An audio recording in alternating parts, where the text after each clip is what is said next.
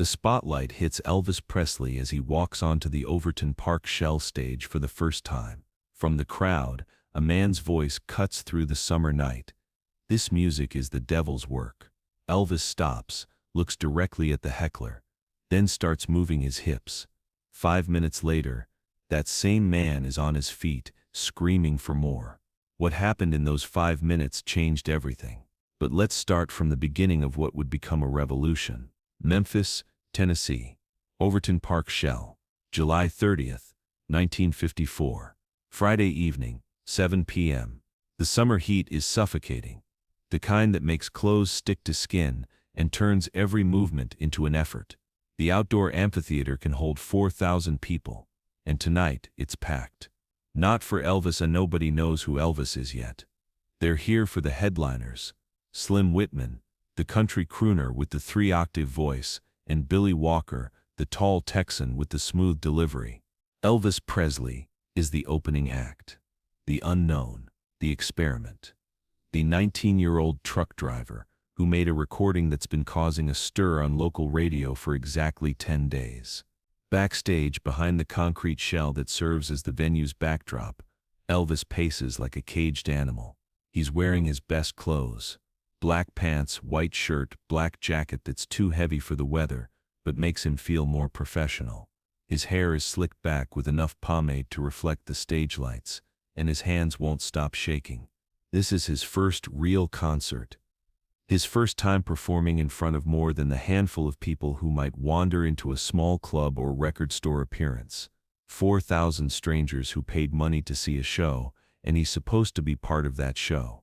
Sam Phillips, the owner of Sun Records, stands nearby trying to look confident.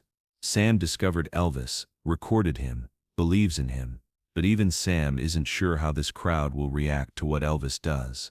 Memphis in 1954 is a conservative city, a place where the Grand Ole Opry's version of country music is considered slightly risque, where rhythm and blues is something you listen to in private, not something a white boy performs in public. "You ready, son?" Sam asks, putting a hand on Elvis's shoulder.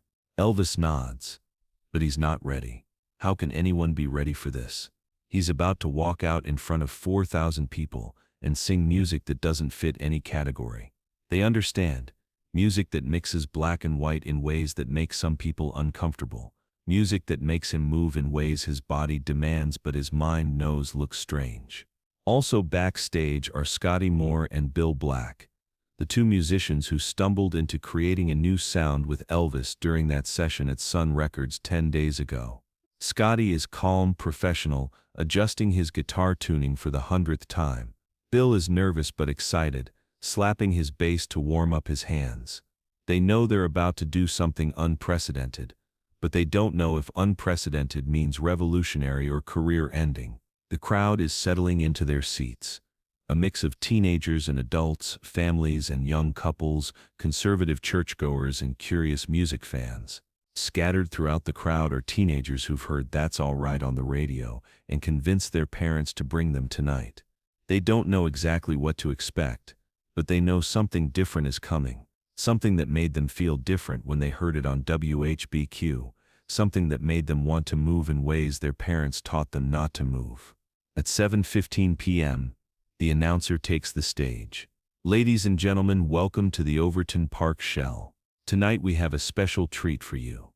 3 talented performers who represent the best of American music.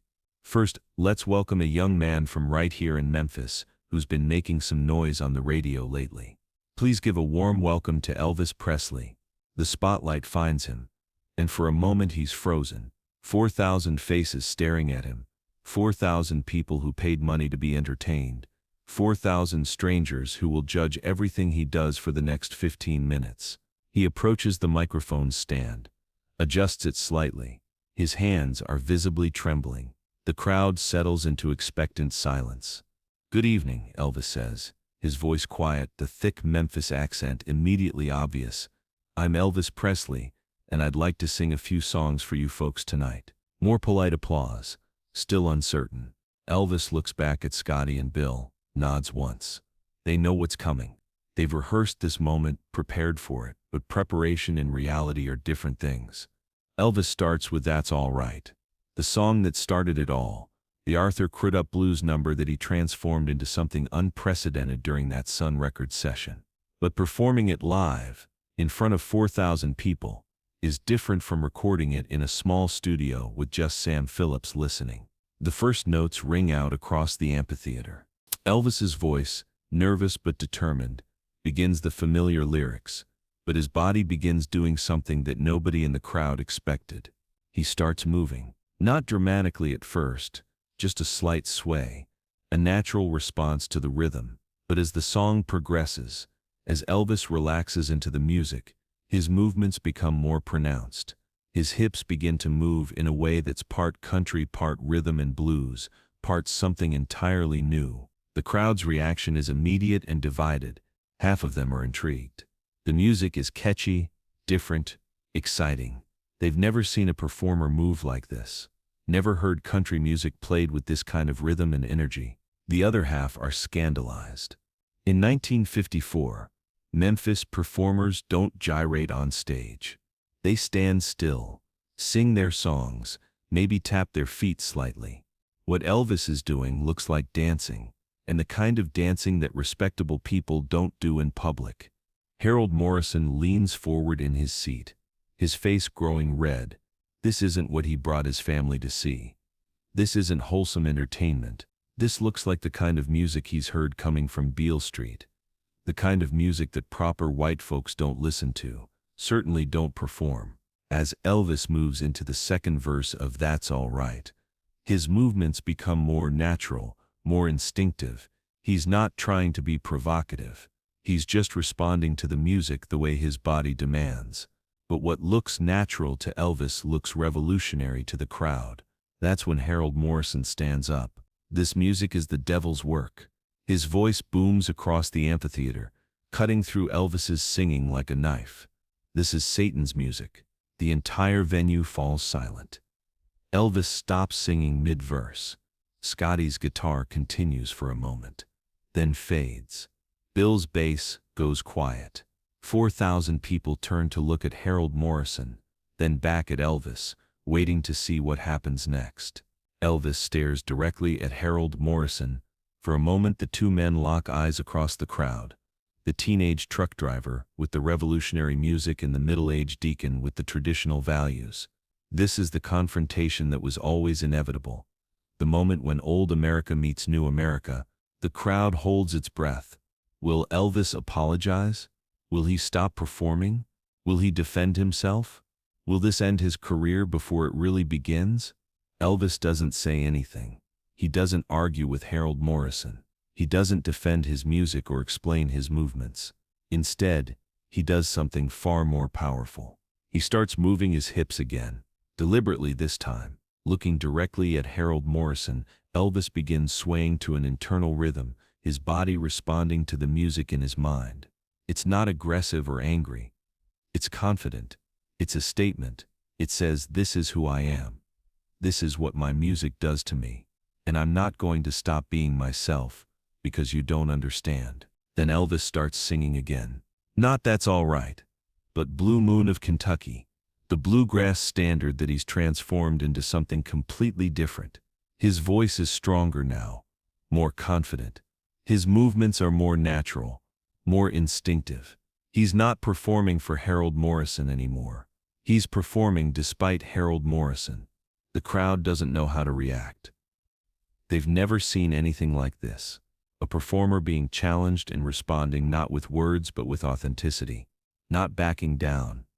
Not becoming aggressive. Just continuing to be himself with even more intensity. As Elvis sings, something magical begins to happen. The music is undeniable. The rhythm is infectious. The energy is electric. Even people who were uncomfortable with his movements find themselves tapping their feet. Even people who agreed with Harold Morrison's outburst find themselves drawn into the music despite themselves. By the second verse of Blue Moon of Kentucky, scattered audience members are clapping along. Not everyone, but enough to be noticeable, enough to create a counter-rhythm to the disapproval. Elvis sees this, feels it, and responds by giving even more of himself to the performance. His movements become freer, more expressive. His voice gains power and confidence. He's discovering something important. The audience isn't a single entity. It's thousands of individuals, and some of them want exactly what he's offering. In the third row, Harold Morrison's wife, Margaret, finds herself responding to the music despite her husband's disapproval. She's trying to sit still, trying to support her husband's moral stance, but the rhythm is getting to her. Her foot is tapping. Her shoulders are moving slightly. She's fighting it, but the music is winning. Behind them, their teenage daughter, Sarah, is openly staring at Elvis, mesmerized. She's never seen anyone perform like this, never felt music reach inside her and make her want to move. This is what she felt when she heard "That's All Right" on the radio. But seeing it live is completely different. It's electric, dangerous, irresistible. As Elvis moves into his third song, "Good Rockin' Tonight," the crowd's transformation accelerates. The teenagers are fully engaged now, some standing, some calling out encouragement. The adults are divided, some still disapproving, some cautiously interested, some completely won over despite their better judgment. Harold Morrison realizes he's losing this battle. He stood up to stop something he saw as immoral, but his protest has only made Elvis more powerful, more confident, more magnetic. The crowd that was supposed to support traditional values is being seduced by this new sound, this new energy, this new way of expressing joy through music. But something else is happening to Harold Morrison, something he doesn't want to admit, even to himself. He's starting to understand why people are responding to Elvis. The music is joyful, energetic, alive in a way that the traditional country music he prefers sometimes isn't. Elvis isn't performing evil. He's performing passion. He's not corrupting the audience. He's liberating something in them that was already there. As "Good Rockin' Tonight" reaches its climax, Elvis throws everything into the performance. He's not holding back anymore, not worried about what anyone thinks. He's lost in the music, moving with complete freedom, singing with total commitment. This is what he was born to do, and no amount of disapproval is going to stop him. The crowd's energy reaches a crescendo. Half the audience is on their feet now, clapping, cheering, calling for more. The other half sits in stunned silence, trying to process what they're witnessing. And then something extraordinary happens. Harold Morrison, the man who started this confrontation, the deacon who called Elvis's music the devil's work, slowly rises to his feet. Not in protest this time, but in something approaching wonder. He's watching Elvis perform with complete authenticity, complete commitment, complete joy, and he's realizing something profound. This isn't evil. This is a young man sharing his gift with the world, and that gift is bringing people joy. When Elvis finishes "Good Rockin' Tonight," the applause is thunderous, not universal. There are still people sitting with their arms crossed, still people who disapprove, but overwhelming from those who've been converted. And Harold Morrison, the man who 5 minutes earlier called this music satanic, finds himself clapping, reluctantly at first, then more enthusiastically. His wife stares at him in shock. His daughter grins with delight. He's not sure he understands what just happened to him, but he knows he can't deny it. Elvis takes the microphone for the last time. "Thank you, folks. Thank you very much." His voice is breathless, exhilarated, transformed. He's no longer the nervous truck driver who walked onto this stage 15 minutes ago. He's discovered something about himself, about his power, about what happens when authenticity meets opposition and wins. As Elvis, Scotty, and Bill leave the stage, the crowd is buzzing with energy and confusion. Half of them have just witnessed something revolutionary. The other half have just seen their understanding of acceptable entertainment challenged in ways they're still processing. Backstage, Sam Phillips is grinning like a man who's just struck oil. "Son," he says to Elvis, "I think you just changed everything." But the real proof comes later that evening. As the crowd filters out of Overton Park Shell, Harold Morrison approaches the stage area. Looking for someone from Elvis's camp, he finds Sam Phillips talking to reporters. "Excuse me," Harold says quietly. "I'm the man who called out during the first song." Sam prepares for another confrontation, but Harold's tone isn't angry. "I wanted to apologize." Harold continues, "I was wrong. That young man, he's not corrupting anybody. He's sharing something beautiful, something joyful. I've never seen anything like it." Sam studies Harold's face, sees genuine transformation there. "What changed your mind?" "I watched him perform," Harold says simply. "Really watched him. He wasn't trying to be rebellious or shocking. He was just being himself, sharing his gift. And the joy on people's faces, that's not evil. That's the opposite of evil." Harold pauses, then continues, "I'm going to buy his record tomorrow, and I'm going to tell my friends that they need to listen with open hearts instead of closed minds." This conversation is overheard by a reporter from the Memphis Commercial Appeal, who includes it in his review of the concert.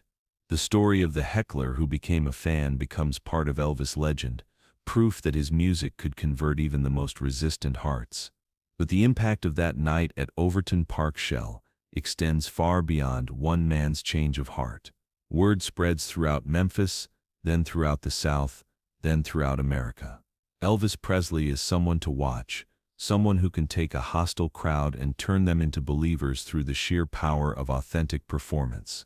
The concert establishes several things that will define Elvis's career: his ability to connect with audiences despite initial resistance, his refusal to compromise his artistic vision for social acceptance, and his power to transform cultural attitudes through music. Over the following months, "That's All Right" becomes a regional hit, then a national sensation. Elvis goes from opening act to headliner, from unknown truck driver to cultural phenomenon. But it all traces back to that night at Overton Park Shell, when a 19-year-old boy faced down disapproval and chose authenticity over acceptance. Years later in interviews, Elvis would often reference that night as a turning point.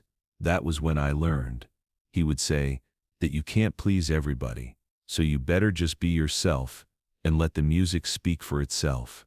Harold Morrison would tell a different story to anyone who would listen. "I was wrong about that boy," he would say. "I thought he was bringing something dark into the world, but he was bringing something light, something joyful, something that made people feel alive. And sometimes the world needs that more than it needs what we think is proper." The impact of that 5-minute confrontation rippled through American culture for decades.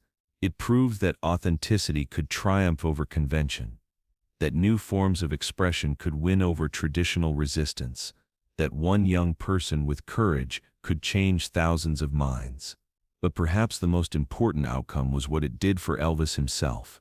That night, he learned that his gift was strong enough to overcome opposition, that his music could convert skeptics into believers, that being himself was more powerful than trying to be what others expected. When Harold Morrison stood up and called his music the devil's work, Elvis had a choice: conform or continue. He chose to continue, and in doing so he not only changed one man's mind, he changed the course of American music. 5 minutes that started with condemnation and ended with celebration. 5 minutes that proved the power of persistence over prejudice.